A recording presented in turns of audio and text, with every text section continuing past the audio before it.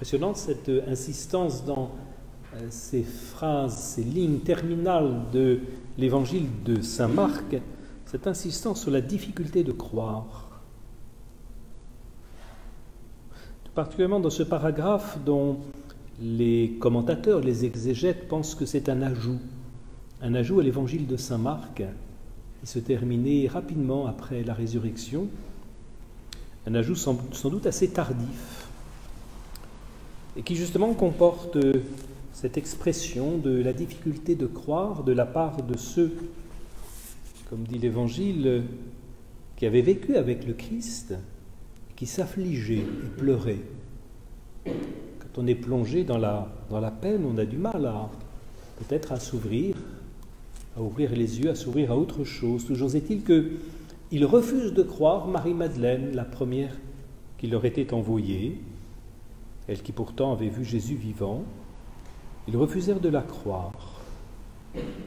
Ils refusèrent aussi de croire ces deux d'entre eux qui étaient en chemin pour aller à la campagne. Là, on reconnaît nos amis du chemin d'Emmaüs. Ils n'ont pas été crus dans ce passage de l'évangile de saint Marc. Et puis peut-être plus radicalement encore, les 11 réunis à table à la fin de ce jour refusèrent de croire. Et alors la tonalité est tout autre que dans l'évangile de saint Jean que nous commentions hier, où il y a cette très grande sérénité, comme dans saint Luc d'ailleurs, d'un Jésus qui, venant au-devant de ses disciples, ne leur fait pas de reproches, mais les invite à entrer dans la paix d'une victoire remportée sur le mal et sur la mort. Là, le ton est autre. Si Jésus ne leur fait pas de reproches sur le passé, la victoire sur le péché, elle est bien obtenue. En revanche, il leur fait une remarque sur le présent. Il s'étonne, il leur reproche leur manque de foi et la dureté de leur cœur. Sans doute avaient-ils, ces 11, besoin de vivre ce que les disciples d'Emmaüs avaient vécu. Ça n'a pas été non pas du jour au lendemain, mais soudainement, que leur cœur a été transformé. Il a fallu tout ce cheminement, il a fallu la relecture de l'Écriture, il a fallu que, relisant l'Écriture avec le Seigneur, leur cœur en devienne tout brûlant. Il a fallu que leur cœur soit touché par le Christ ressuscité. Et c'est vrai aussi de saint Thomas qui avait tout un tas de raisons de regretter de ne pas avoir été là, et puis de ne pas avoir constaté que le Seigneur Jésus était bien apparu, et en chair et en os, qui a eu besoin pour que son intelligence s'ouvre, et surtout son cœur s'apaise, de contempler les plaies de Jésus et d'y mettre le doigt. Sans doute ces 11 avaient-ils besoin que leur cœur soit transformé pour sortir de la dureté du cœur que quelquefois les larmes, la peine, la souffrance ne fait que aggraver.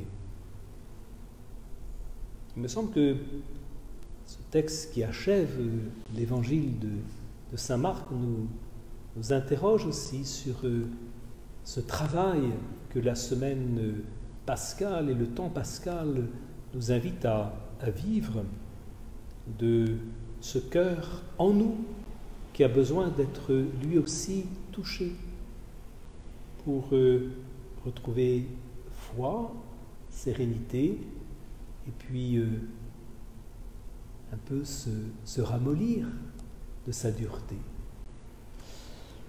Alors on pourrait peut-être prier cette prière à notre Dieu cardiologue, se présentant devant lui avec cette maladie qu'on appelle la sclérocardie, un cœur qui est sclérosé, qui est durci, qui se ferme. Demandez au Seigneur que par sa résurrection, il vienne toucher, guérir notre cœur malade. Nous en savons trop souvent, nous en avons trop souvent la certitude, nous en faisons trop souvent l'expérience. Prions aussi pour le cœur du monde, ce cœur du monde qui a tellement besoin aussi d'être rejoint par le Christ Sauveur. Tant de dureté, tant de manifestations, tant d'intolérance monte du cœur du monde, de notre cœur. Amen.